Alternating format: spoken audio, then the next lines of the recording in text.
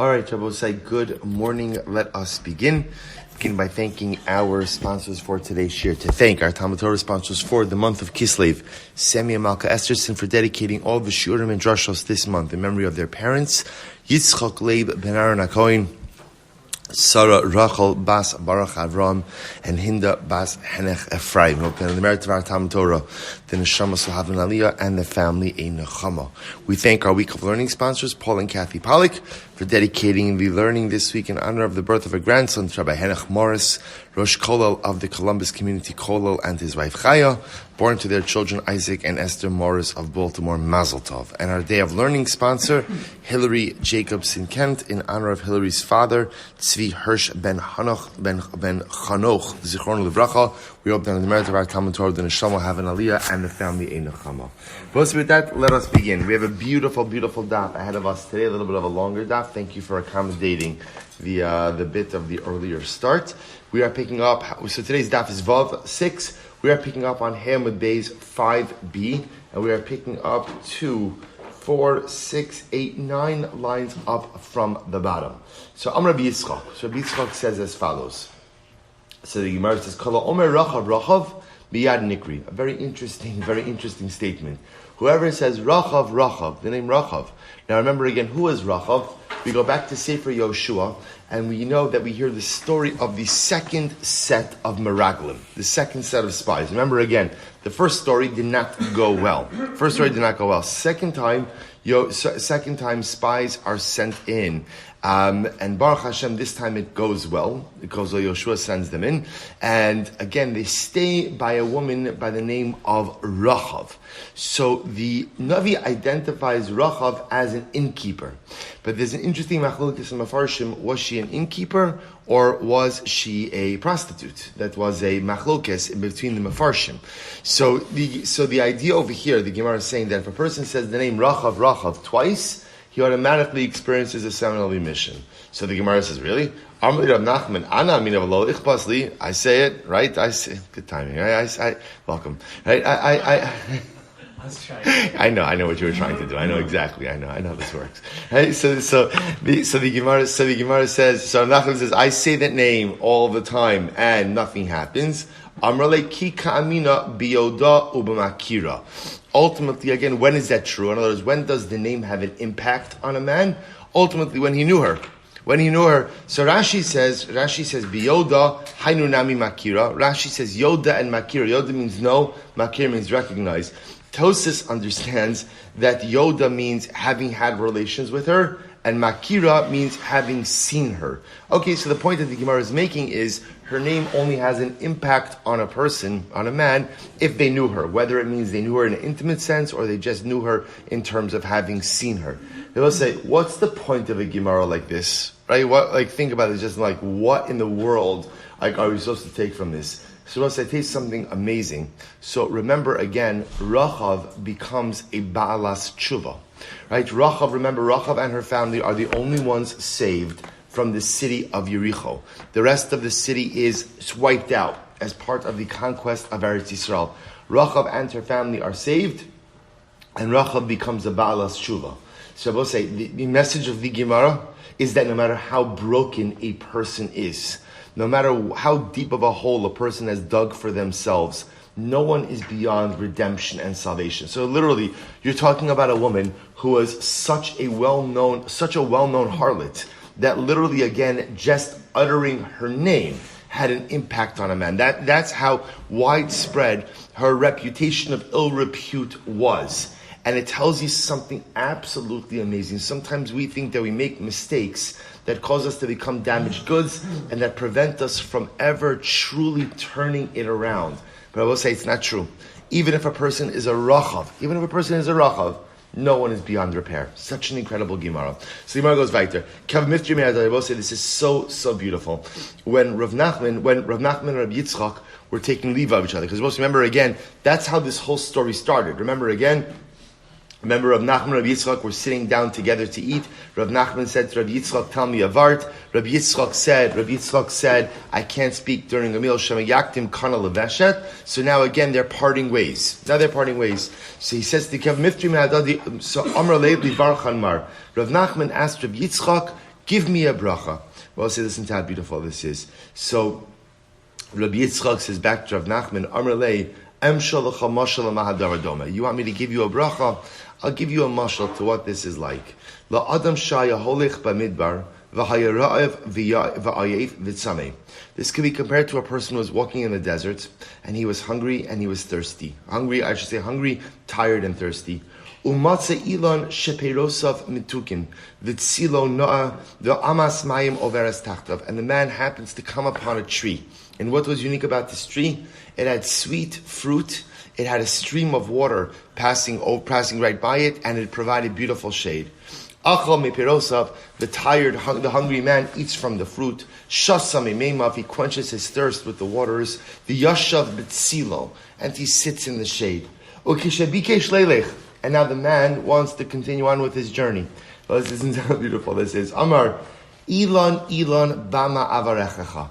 And he says, tree, what bracha should I give you? What bracha should I give you, tree? Should I tell you that your fruit should be sweet? Hare perosecha mesukin. Your fruit are already sweet. Should I give you a bracha that your shade should be comforting? Hare tzilcha noah. Your shade is already incredible. That you should have a stream of water pass under you. There is a stream of water that passes under you. So what bracha could I give you? Tree, you who have everything.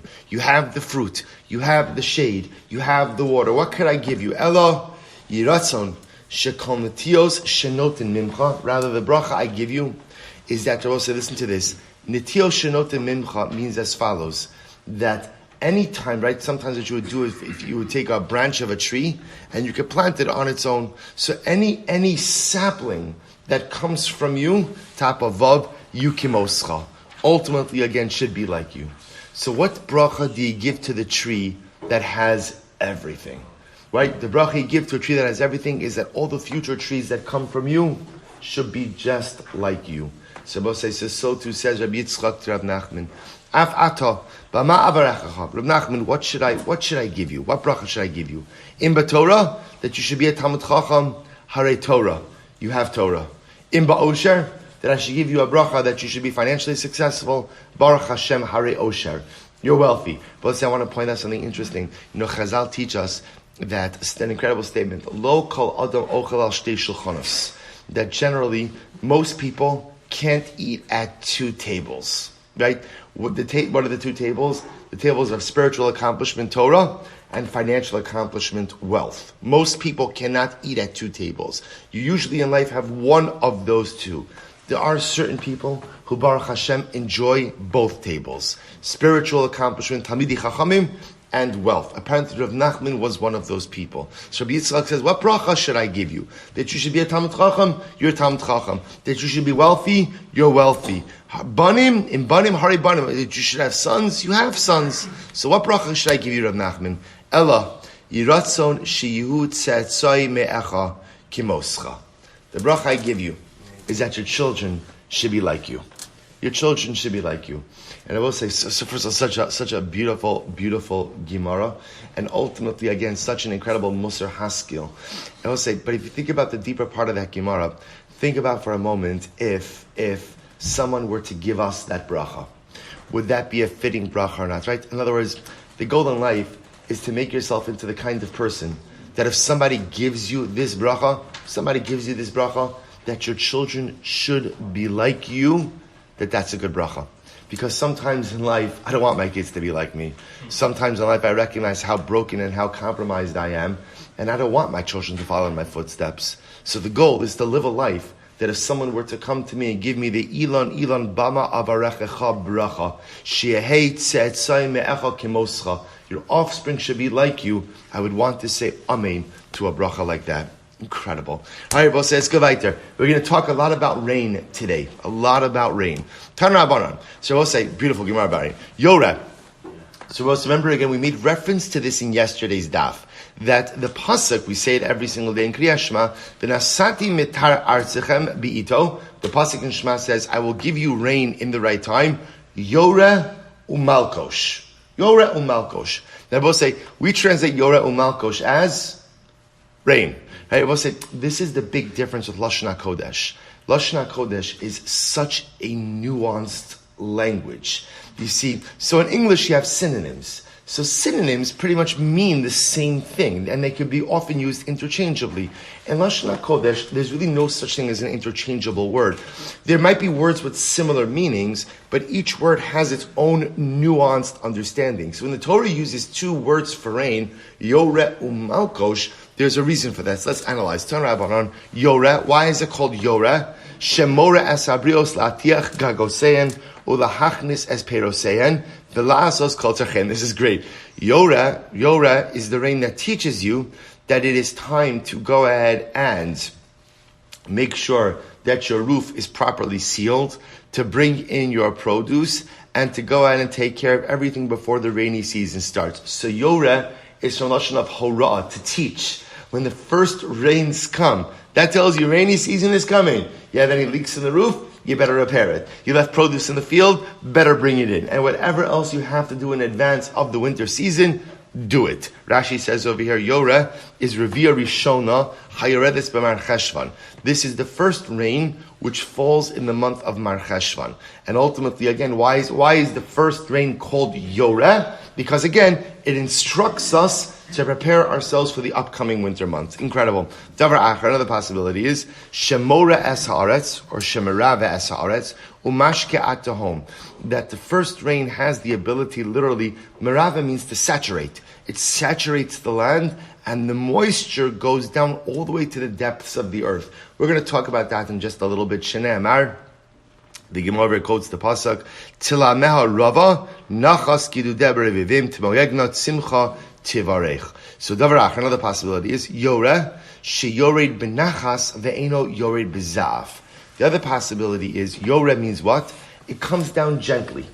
It comes down gently. The first rains are not torrential, intense rains, but rather they come down gently and not bezav. Zav literally means with anger. O eno el Yoreh, o eno elo. Maybe the other possibility is, O eno Yoreh. Ela shemashres aperos umashtif hasazroim umashtif hasailanos. Or maybe Yoreh means no. Maybe Yoreh means that it does come down with like a vengeance, and it goes ahead and causes the fruit to fall off the tree, washes away the seeds, and washes away the trees. Talmud lomar malkosh. And both say in the same pasuk it says Yoreh malkosh. Ma malkosh lebracha, just like malkosh is rain that comes down with bracha. First wide line of Osai Vav Amud Aleph. Af Yoreh lebracha. So to the Yoreh in the pasuk also mentioned over here is rain that comes down for bracha. O eno malkosh, or maybe malkosh means something different. Also, we're just trying to define our terms right now. Maybe malkosh means something different. O eno ela malkosh. Or maybe malkosh itself is also a very intense rain that brings down homes, brings down structures, breaks trees, and causes the locusts to come. Talmud lomar Yoreh. Therefore, the pasuk says Yoreh, ma Yoreh lebracha. Just like Yoreh ultimately refers to rain, which ushers in blessing. Af malkosh lebracha. So to malkosh ultimately is for bracha. And I will say, now what I'll point out over here is the Gemara is clearly operating with the principle, Yoreh is the first rain, malkosh is the second rain. When exactly these rains are supposed to occur, we'll see in Meretz Hashem in just a little bit. But the idea being also that the Gemara is operating under the assumption, Yoreh is a lighter rain, malkosh is a more intense rain. So the Gemara says, Yoreh gufei minolon. How do we know that Yoreh itself is again supposed to be we'll call it a bracha dikarein. Tichsiv ubnei Tzion gilu v'simchu b'Hashem Elokechem ki nasan lachem es hamore litzdaka v'yoreh lachem geshem more u'malkosh b'rishon. So we'll say, so the Gemara quotes the pasuk from Yoel, and ultimately again uses the lashon of hamore litzdaka. So again, you see that the first rains, the more is referred to ultimately again as tzedakah. Beautiful. Tan Rabbanim. So we'll say, let's analyze a bit more. Yoreh b'Mar Cheshvan u'malkosh b'Nisan. Yoreh comes down in Mar Cheshvan. So we'll say, remember again, Mar Cheshvan is the beginning of the rainy season. So machlokes, is it the 3rd of Cheshvan? Is it the 7th of Cheshvan? Again, we'll get into that more as well. So Yoreh b'Mar Cheshvan. Yoreh, first rains fall in Cheshvan. Umalkush b'Nisan. By the way, I also point out something very interesting. You'll notice over here that we often assume that the name of Mar Cheshvan, right, it's Cheshvan, and then the Mar is added in, because there's no Yomim Tovim, right? It's a bitter month. We'll say the name of the month is actually Mar Cheshvan. Right? So again, it happens to be, right, again, it's known both ways, but you see that when Chazal refer to the month of Cheshvan, they refer to it as Mar Cheshvan, they refer to it as one word. It's not Mar Cheshvan, it's Mar Cheshvan, one name of the month. So I'll give you, for example, that's how I write in Iksuva. Right, in Iksuva, a person gets married during Cheshvan. It's not written Cheshvan, it's written Mar Cheshvan, one word. So the Gemara says, Tanabana Yoreh b'Mar Cheshvan, Umalkush b'Nisan. Yoreh falls in Mar Cheshvan, and Malkush falls in Nisan. Ata Omer Yoreh b'Mar Cheshvan, Umalkush b'Nisan. So you're telling me that Yoreh falls in Mar Cheshvan, and Malkush in Nisan. Now I want to point out, that doesn't mean that it doesn't rain in between. But what it means to say is that there are two different types of rains in these months. Cheshvan has Yoreh rain, and Nisan has Malkush rain. We'll question the Nisan piece in just a moment. Or Eina Ella Yoreh b'Tishrei Umalkush b'Iyar. Or maybe not. Maybe ultimately again it means Yoreh comes in Tishrei and Malkush comes in Iyar. Talmud Lomar bi'ito. We'll say the pasuk says bi'ito v'nasati mitar artzechem bi'ito. We'll say part of the bracha of rain. We saw this before earlier in the Masechta. Part of the bracha of rain is that it's given in the appropriate time. Right? There are many factors that make rain impactful and effective. Namely, again, the amount of rain, the way it falls, where it falls, and when it falls. So Be'ito means HaKadosh Baruch Hu telling us, I'm not just going to give you rain, I'm going to give you rain in a time where ultimately the rainfall itself is impactful. So the Gemara says, Tam lo Rabbi Ito, Malkush. So what does it mean Malkush? Am Rabbi Nilai Bar Idi Amr Shmuel, Davar Shemal Kashiosein Shayisrael. This is beautiful. Why is it called Malkush? So again, we saw Yoreh. Now we saw three different interpretations of Yoreh. But if we go ultimately with the first interpretation of Yoreh, ultimately it instructs us, right? When the first rains come, that's instruction to get ready for the winter months. Whatever you have to do in your home repairs, with your produce, whatever other needs. What's Malkush? Malkush says, Shmuel, Davar Shemal Kashiosein Shayisrael. It is something that literally circumcises or removes the difficulty, the kashius, right? Called the difficulty of Klal Yisrael. Now, what does this mean about it? Take a look in Rashi. So this is Rashi in the wide lines, 5 lines in. Davar Shemal Kashiosein Shayisrael, Shekisheino Yored, Chozrin Yisrael B'tshuva, Umisanin Va'osin Tzedakos. Shabbos say this is incredible. What happens if Malkush doesn't come? Shabbos say if Yored doesn't come, we get, those of us who are doing Mishnah Yomi, you've seen this in the Mishnayos already, right? If the rain doesn't come, it triggers a whole series of fast days. But when the rain doesn't come in Cheshvan, there's a little bit less urgency. The Yored doesn't come. If the Malkush doesn't come, that could be potentially agriculturally catastrophic. So what happens if the Malkush doesn't come? It humbles everyone. Rashi says again, Kishe'eno Yored, when the Malkush doesn't fall, Chozrin Yisrael b'tshuva. We do tshuva, umisanin, we fast, va'osin tzedakah. So we perform acts of tzedakah. So it's called Malkush because it humbles the heart, right? Sometimes we're hardened, and the Malkush comes along. Rushabah says such a musar. How right, some rain, right? Some moisture that falls from the heavens has the ability to humble us in dramatic ways. Really incredible. So the Gemara goes right to Debei Rabbi Shmuel Tana. So Debei Rabbi Shmuel taught as follows: Davar shememali tevua bekasheha.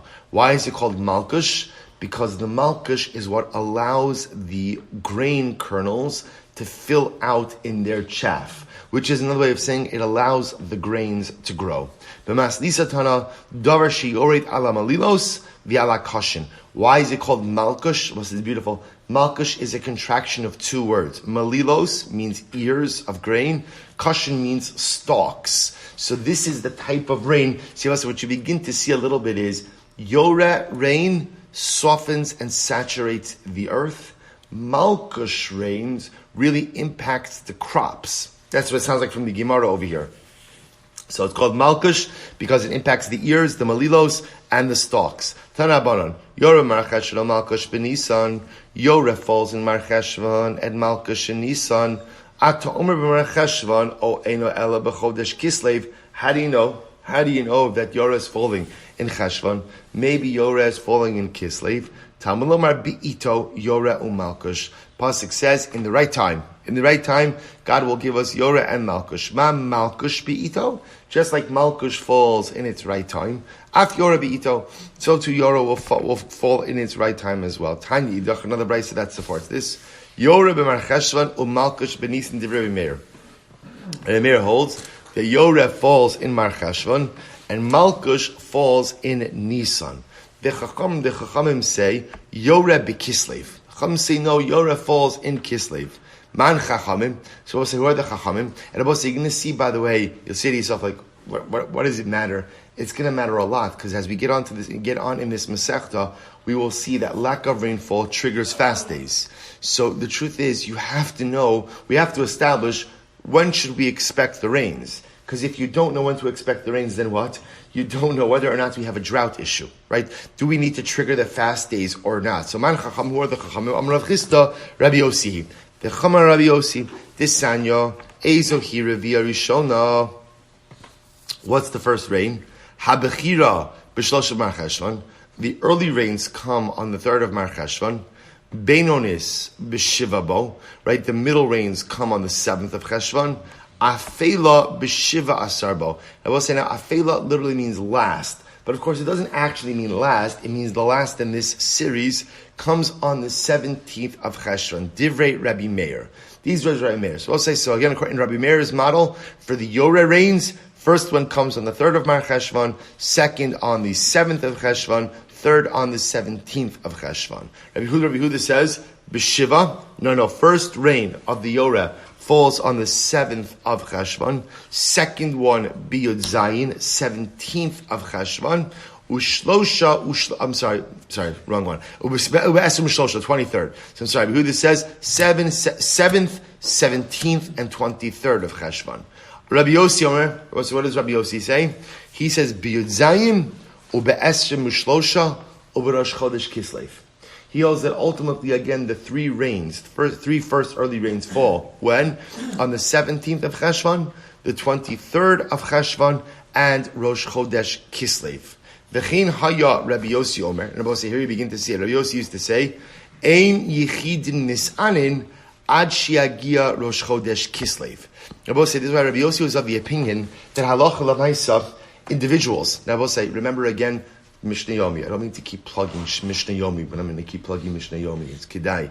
Okay, so remember again, the first 3 fast days that were observed as a result of a lack of rain were not communal fast days. Only Talmidei Chachamim fasted. So Rabbi Yossi says, when is that first segment of fast days observed by Talmidei Chachamim? When were those fasts triggered?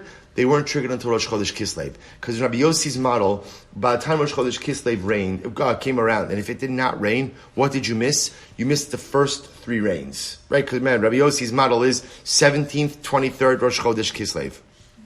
Rav Chisda says, Halacha Rabbi Yossi. The halacha follows Rabbi Yossi. Rabbi Yossi, so remember again, what is it? What does that mean that the halacha follows? That the halacha follows Rabbi Yossi. So first of all, say for a number of reasons. Number one, it would indicate to us when do we begin to start to say v'sein talumud livracha, right? When in Eretz Yisrael, at least in Eretz Yisrael, when do you begin to say v'sein talumud livracha? So remember the obligation to insert. Well, and we're going to see this not today, but we'll get to the sugya. The obligation to insert v'sein talumud livracha is directly related to when we expect the first rain. So, interested in Rabbi Yossi's model, you wouldn't really begin to say the same Talmud Livracha until when? Until the 17th of Cheshvan. I'm sorry. They will say, but aside from that is when do we have to begin to fast if there hasn't been rain? In other words, by what date do we need to be concerned and kind of trigger the fast days for rain? So Rabbi Yossi will say, really, it's going to be Rosh Chodesh Kislev. So the Gemara says, halacha follows Rabbi Yossi. The halacha follows Rabbi Yossi Haglili. Rabbi Yossi, sorry. Halach Rabbi Yossi. Amemar masni lahad Rav Chisda b'hayin lishna. So Amemar had the following version. On the 3rd of Cheshvan, we already begin to say the same Tal Umatra Livracha. Rabbi Gamliel says, B'shiva bo. No, not on the 3rd of Cheshvan, rather on the 7th Cheshvan. We had this Gemara yesterday as well. Rav Chisda, and Rav Chisda said, Halacha ki Rabbi Gamliel. That the halacha follows Rabbi Gamliel, namely that we begin to say the same Tal Umatra Livracha on the 7th of Cheshvan. So Kiman Azla Hadisani. Both say, and obviously, we've already seen in yesterday's daf that this halacha of a same Tal Umatra Livracha is going to be different for Eretz Yisrael versus Chutz La'aretz. And we know that halacha l'maisa. Again, we'll see that inside. Kiman az lahad sanya. So we'll say whose opinion is reflected in the following idea. Rabbi Shimon ben Gamliel Omer, Kishamim sheyardu shiva yomim ze'achar zeh. If rain falls for 7 days, right? 7 consecutive days.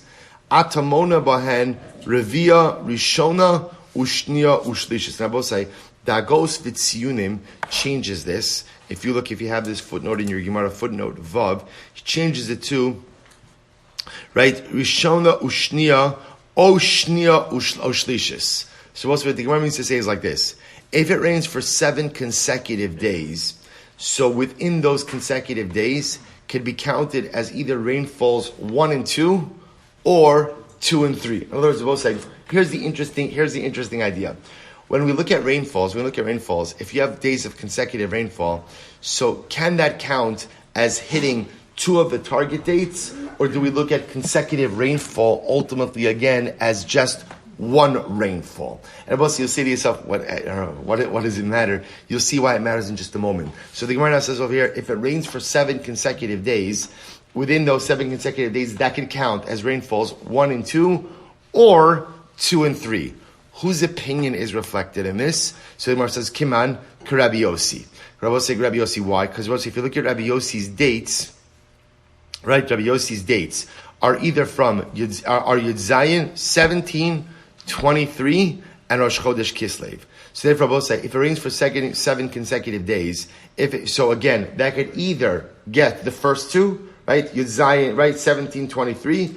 Or it can get 23 in Rosh Chodesh Kislev. So therefore, when it says if it rains for 7 consecutive days, that can count as 2 rainfalls. That reflects the timing of Rabbi Yossi. So the Gemara, so let's analyze this.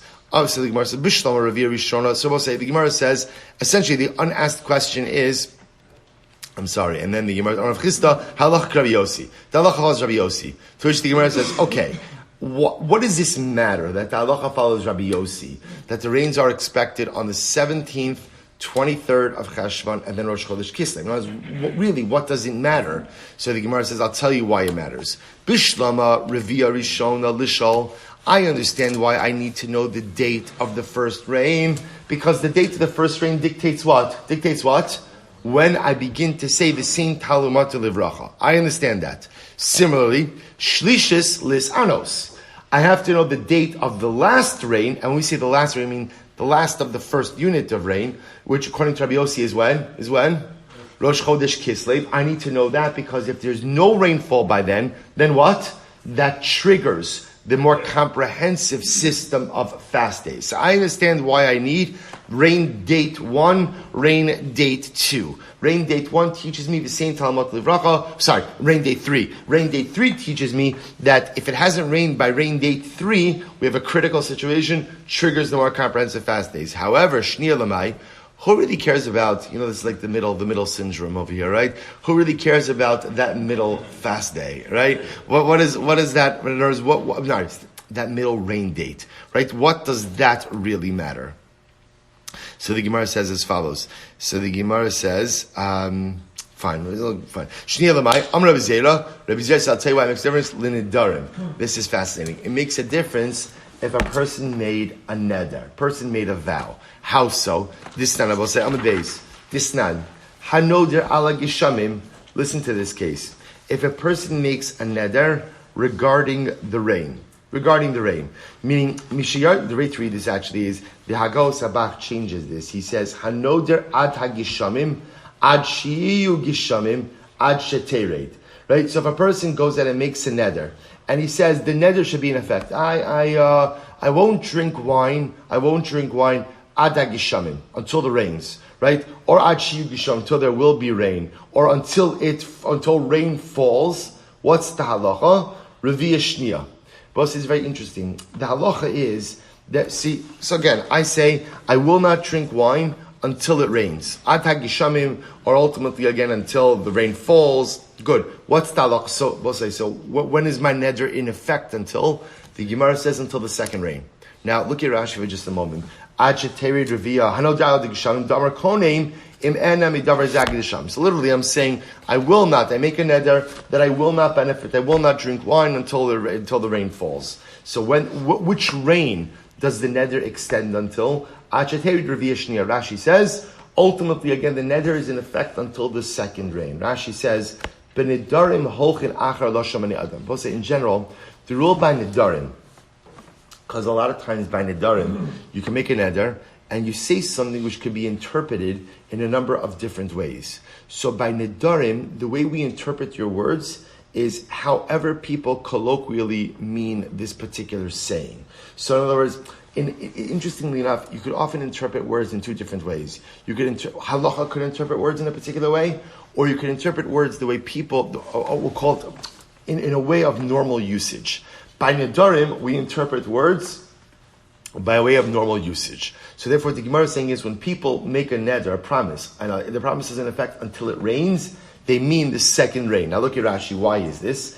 Ve'ein korin gishamim l'rishona ad she'tered shniya. Shabbos is very interesting. When people spoke about the rains, they were normally referring to the second rain. Why? The first rain doesn't really have such an impact on activities of daily life. Right? The first rain is just rain. By the time the second rain comes, what happens? The roads become all muddy. Travel becomes a bit more complicated. Right? He says, Acheterit shniya, shemikan ve'elech mikulkeles hadrachim, umu'usos mipnei hageshamim. The dirt roads would be made all difficult and disgusting as a result of the rains. Lishnas Rabosai say, interestingly enough, so according to the first approach in Rashi, when people say until the rains, they're just colloquially referring to the second rain. That's when the impact of the rains are really felt on day-to-day life. Rashi then gives another interpretation. Lishnachrina adagishamim. So adagishamim mashma trey. But the other possibility is a person says, I won't drink wine until the rains, plural. So by definition, what's rains, plural? Second rain. Okay, so two different interpretations of Rashi, in Rashi. But either way, the point over here is you see, it is significant to know when the date of the second rain is, because if I were to go ahead and say, I'm not going to drink wine until the rains fall, when does that neder extend until? Right? When is it over? So the Gemara suggests over here that according to Rabbi Yossi, it would be over on the 23rd of Cheshvan, for that is the time of the second rain. So the first date, 17th of Cheshvan, is significant. Second date is significant because if you make a neder that's linked to the rain, that's when the neder expires. Third date will be significant if there is no rainfall that would trigger the system of comprehensive and intense fast days. Incredible. Rav Zavid Amar Lezesim. Rav Zavid says, interestingly enough, the second date of rain is necessary ultimately for olives. How so? Disnan. Here we go. So it's a very interesting halacha. Right? There are different tides that we have to leave. Right? There's laket. Laket means, I will say, you're harvesting. And you drop some, we'll call it stalks of grain. What's the halacha? You have to leave it. That's harvesting. Shichecha is when you're collecting your items from the field, different than harvesting. You're collecting your items from the field, and you leave behind the stalk or a sheaf. What's the halacha? Or a bundle. What's the halacha? Leave it behind. And peah. Peah is the obligation to go ahead and leave a corner of your field. These are what's called matnos aniyim, gifts to the poor, and they effectively become hefker. Now, we'll say something very interesting over here. As the owner, the Gemara says there does come a certain point in time where I, as the owner, can go back and take these items for myself as well. In other words, they're hefker, they're ownerless, so there is a certain point in time where I can go back and reclaim them or take them for myself. When could I do that? Mishayelchu hanamushos. Ultimately, again, after the namushos walk through my field. So it says we're going to see the nemushos were like the paupers who would come last through a field. Once the nemushos make their way through a field, again we'll define that term in just a moment. Halacha l'maisa, no other paupers will come in to collect anything from this field, and I, as the owner, can now take any leket, shechacha, or peah that is left over. Look at Rashi. Mishiyacha hanemushos besada demikan ve'elech nisyaishu shar ha'aniyim lefi sheyodim im nishar leket shechacha or peah nemushos natlo. Because I will say, like the nemushos were very thorough. So anything that was left over, usually they took. So once other paupers knew that the nemushos walked through, no one else was coming to that field to glean anything. No one else was coming. So the Gemara says, how about peret olalos? What about by peret and also? Both say peret means you go ahead and you leave, this is harvesting grapes. So peret means you leave some grapes on the vine, or olalos are kind of like misformed clusters that you would leave on the vine for the poor. Again, these are also gifts for the poor. What's talacha? Once again, these are hefker. They're given to the poor. When could I, as the owner, if I want to go take some back for myself, when could I do that? Mishiyelchu aniyim bekerem v'yavo. Ultimately, again, when the poor, literally again, walk through the vineyard and come back. So I'll say, Lashon bekerem, the imagery is, the poor, when they were collecting, they would essentially do 2 trips through the vineyard. They'd go forward, and then they'd come backwards. After they conduct that comprehensive sweep of the vineyard, ultimately, again, if there's anything left there, you as the owner are permitted to take it. Rashi says, Mishiyocha aniyim bekerem v'yavo, kilomar, shelaktu v'chazru uba pam shniya, v'hashta maschi datayu aniyim. But let's say, just to understand what's happening over here. The idea is, the owner could only come back and take whatever is left over at a point in time when we know that the aniyim have given up any more hope of retrieving anything from these fields. So let's say again, by olives, by leket, shikha, and peah, it's the nemushos. After the nemushos have gone through the aniyim, that field was picked clean, right? There's nothing left over there. So as the owner, if I want to go back and see if there's something there, I can take something for myself. In the vineyard, after the aniyim have gone to and fro, right? At that point in time, now we assume everything that's there has been picked. The aniyim will no longer come to that vineyard, and I, as the owner, could go take whatever there's left over. Good. So the Gemara says, bezes. And what about by olives? When could I go ahead and take olives? In other words, we'll say olives that I've left in the field for the poor. At what point in time? At what point in time, ultimately, again, am I permitted to go ahead and take them for myself? Mishetere revia shnia. Once the second rain falls. Once the second rain falls, anything left in the field, I could assume that the aniyim are not coming back for, and I am permitted to take it. It's good. So we'll say, so therefore, just another, remember, why do we get into this right now? Because the Gemara is just trying to figure out what's the impact of the second rain. Right? Rabbi Yossi has a schedule, a 3-date schedule. The 17th of Cheshvan, 23rd of Cheshvan, Rosh Chodesh Kislev. First date is significant, the same Talmud Livracha. Third date is significant, triggers fast days if there's no rainfall. Why do we need to know the second day? So first answer was because for Nidarim, for vow purposes. Second answer is because it also tells you when you're allowed to go ahead and reclaim the hefker olives left in your field. Good. So by the way, my nemushos, what are nemushos? Right? What does that phrase mean? What does that mean? So the Gemara says, Rabbi Yochanan, Sabi da'azli atigra. These are the old men who walk with a staff. Walk with the staff. So I will say, this is interesting. They're the paupers who collect after they collect. So Rashi points out over here that sometimes, if you had a father and son who were poor, so what would happen? What would happen? The pauper would bring his son to the field to glean. So what ended up happening is that the father would go and his son would follow after him. So whatever the father missed, the son was able to pick up. The idea being that these people conducted an exhaustive gleaning. So after they went through the field, there was normally nothing left to really be gleaned.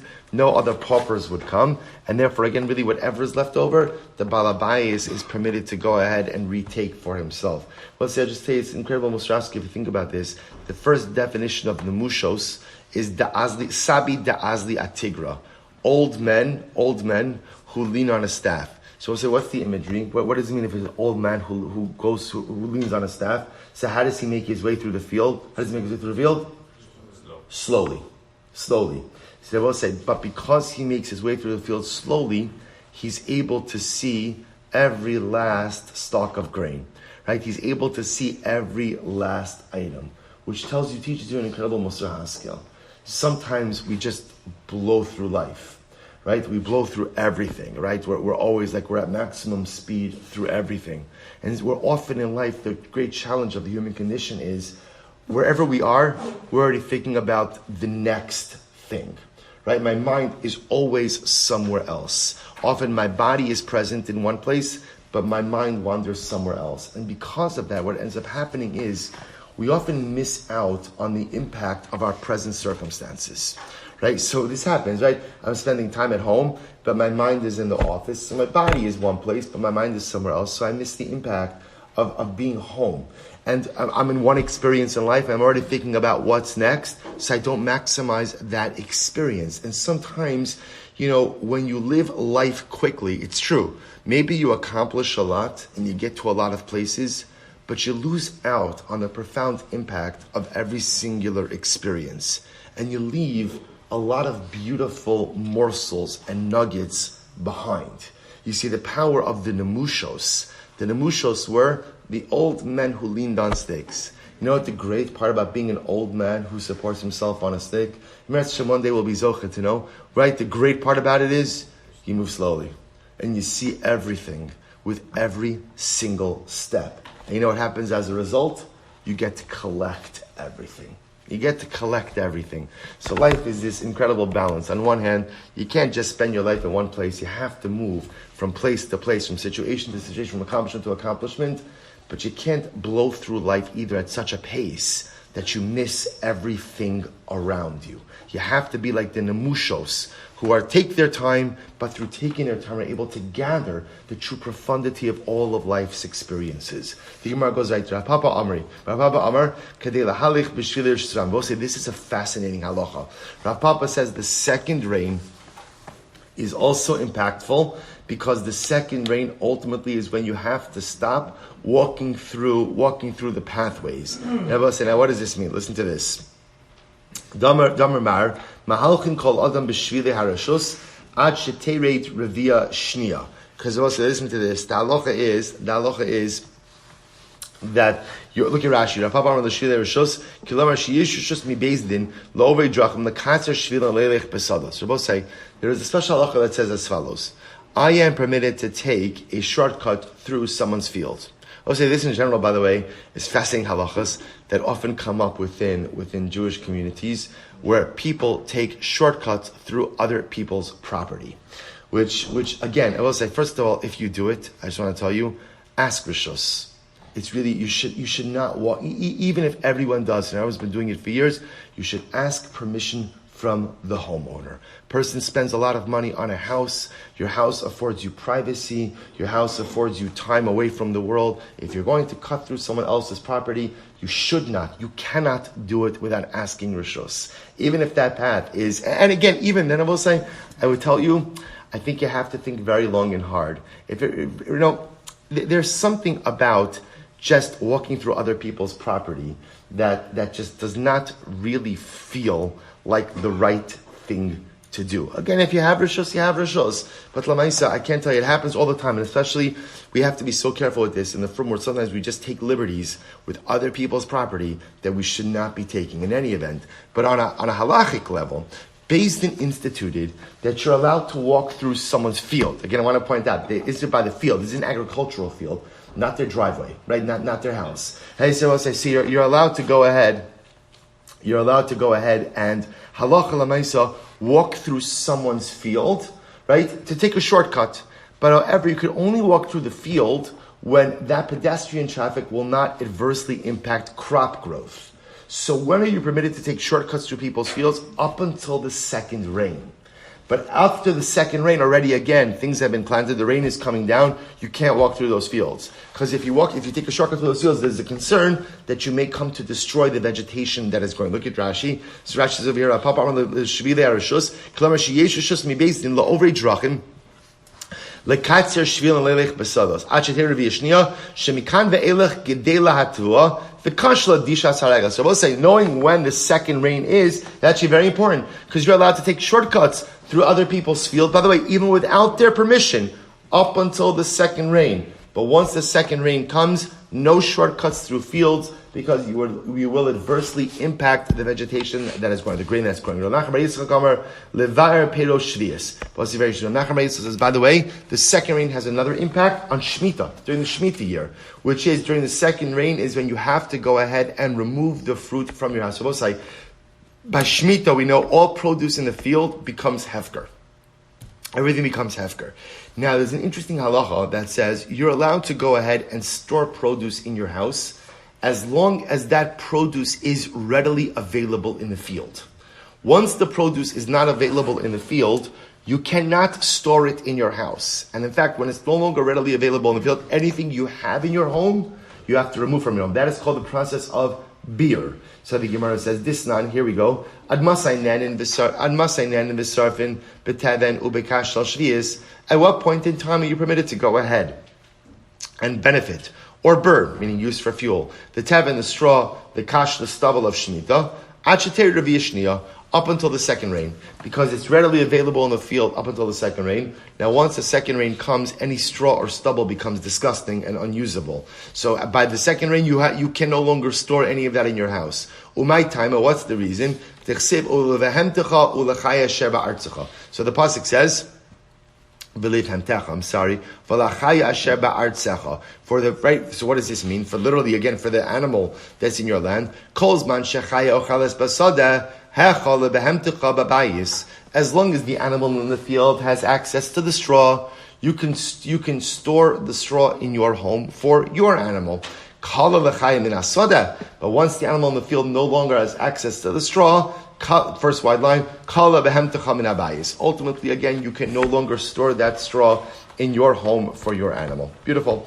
My lashon revia. We'll say, why is rain called revia? So the Gemara says, davar sherovea es hakarka. Ultimately, again, because rain penetrates the earth. Kid Rabbi Yehuda, Dam Rabbi Yehuda, mitra baila da'ara. Rabbi Yehuda said that the rain is like the husband of the earth. So it's a metaphor for physical intimacy.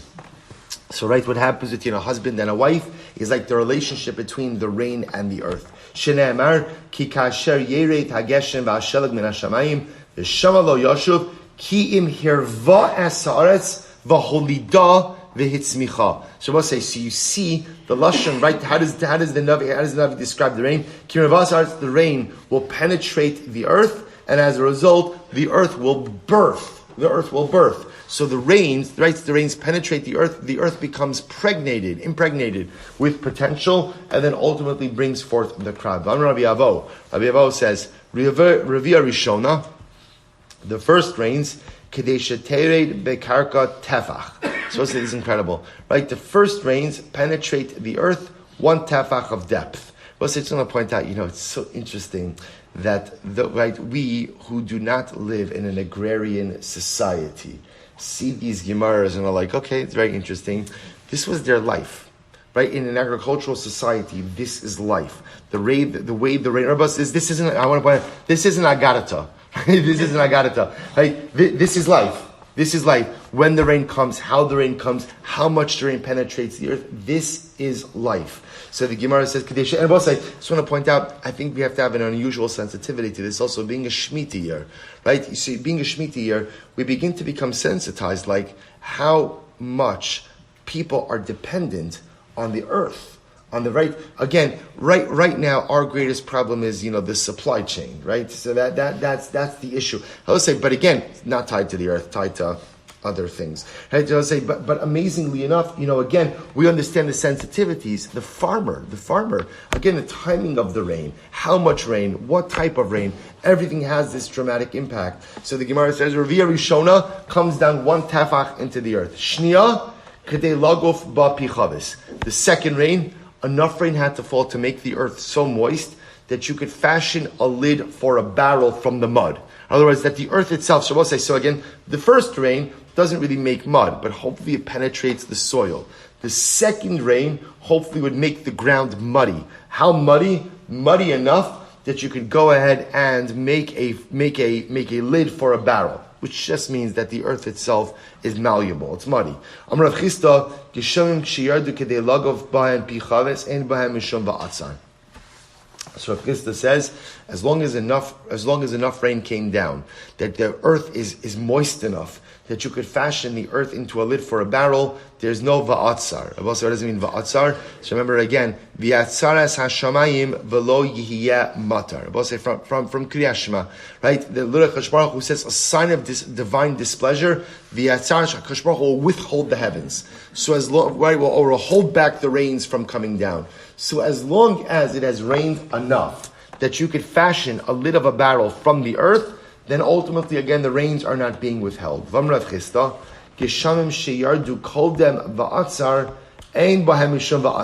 very interesting. Rav Chisda said, rains that fall before va'atzar are not subject to va'atzar. Now, what does that mean? So what Rav Chisda is saying is like this. Rain that falls before the time of Kriyat Shema is good rain. Is good rain. So the Gemara says, now, which Kriyat Shema is this talking about Kriyat Shema Shel Shachris or Kriyat Shema Shel Arvis, right? What the Torah is telling me is that halacha l'maisa, if rain falls before Zman Kriyat Shema, ultimately, again, that is good rain and not a sign that HaKadosh Baruch Hu is withholding anything. To which the Gemara says, okay, which rain? Which Shema? Amar Abaye, lo amran ela kodem ba'atzar da'arta. That's talking about rain that falls before Ma'ariv. Aval kodem ba'atzar detzafra, yeshem mishum atzar. Both says this. The Gemara says, rain that falls in the early morning, like before this man for Kriyat Shema, that rain is actually not beneficial. That rain isn't beneficial. And even if that rain falls, you still might be in trouble. But rain that falls before Kriyat Shema Shel Arvis, that's good rain. Says that the Amar of Yehuda bar Yitzchak, Hani Anani Ditzafra, Les Puhum Shasha. The rain clouds of the morning have no positive impact. Tichsiv, Ma'aselecha Efraim, Uma'aselecha Yehuda. So we'll say, Gemara recording the pasuk from Hosea, Uma'aselecha Yehuda, V'chastechem Ka'anan Boker, Ukital Mashkim Holech. So HaKadosh Baruch Hu, so I should say, the Navi blasts Yehuda and Ephraim, and he says, your chesed is like morning clouds. Just like morning rain clouds are absolutely unimpactful. So we'll say, you see from here that morning rain is not considered to be Gishmei Bracha. It's not Bracha Dekarein. Amir Pabla Abaye, is that true? Vaha Amri Inchi, people say, B'miftach Bavi, Mitra. So also listen to this. But people say, listen to this expression, right? B'miftach Bavi Mitra, when the gates of rain open in the morning, Bar Chamra Moch Sakech V'gani. Donkey driver, fold up your sack and go back to sleep. So we'll say, which means that when it rains heavily in the morning, that is a sign of incredible bounty. And so we tell the donkey driver, it doesn't even make sense to go out and sell your wares because you're not going to make good money today. Because there's going to be such an abundance of produce that the price of produce is going to go down. So you might as well take the day off. Right? You might as well take the day off because there's no money to be made today. So what do you see from here? When it rains in the morning, that is a sign of incredible bracha. So what's going on over here? To which the Gemara says, Lokasha, had the kater be'eva, had the kater ba'anani. So the Gemara says, it depends. What does it depend on? Look at Rashi. Rashi says over here, second wide line, the kater be'eva, in this kashu shamayim ba'ananim avim, velo kilushim, imam shumsar. We'll say everything depends on the type of clouds. On the type of clouds. If ultimately, again, there are thick clouds in the sky, that is a sign of very good rain.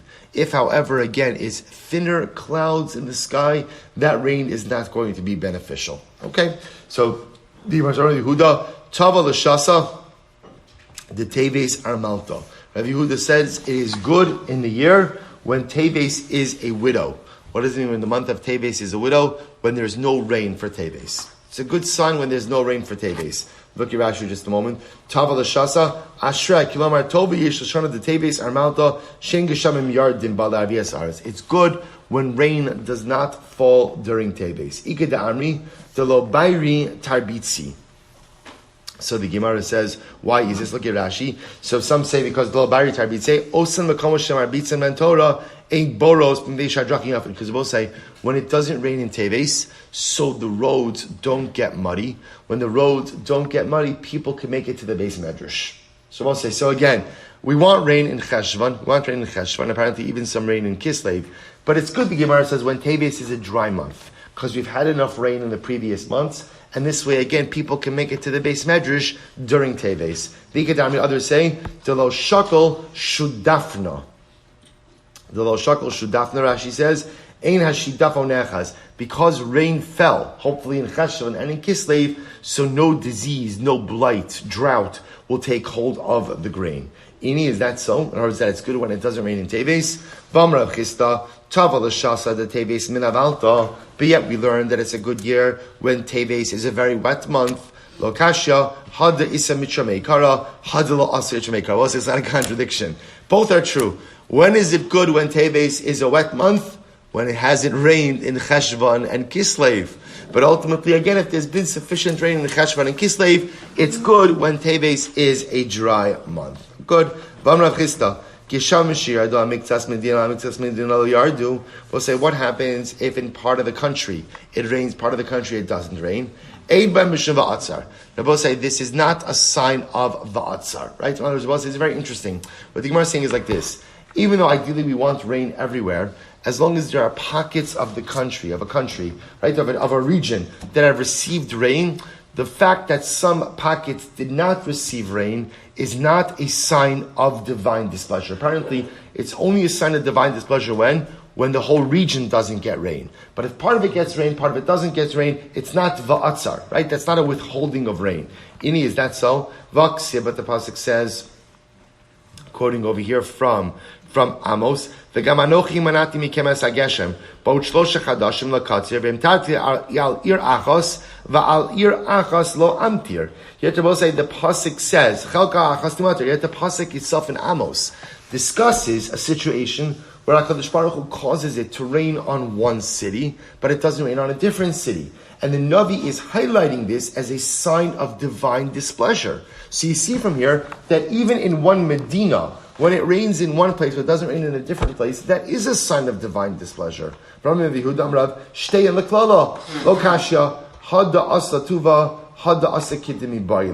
To which the Gemara says everything depends ultimately again on the amount of rainfall. Look at Rashi.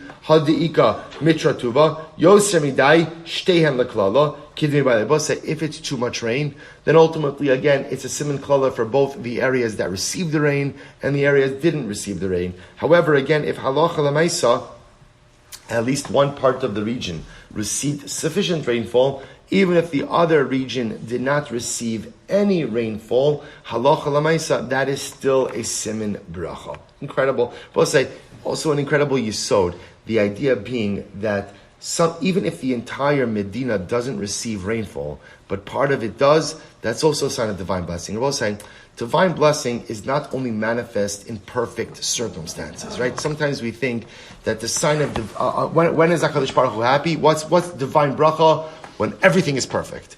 Everything is as it should be, right? The planets are in alignment. All the pieces fall into place. And the Gemara says that's not how life works, right? You never have a situation where everything is perfect or everything falls into place. When is it divine bracha? When pockets of the Medina have received proper rainfall, even if others have not. Some rainfall in the right way is also a sign of divine blessing, even though, again, it hasn't been as much rain as you thought was needed, or in the way in which was needed. It's such an incredible Musar Haskell. We so often are always looking for perfection, right? We're looking for divine blessing and everything falling into place. And the truth is, life never happens that way. The goal of the Jew is to recognize the divine blessing in the things that are good, even if they're not perfect. So the Gemara goes weiter. The Gemara says as follows. So we'll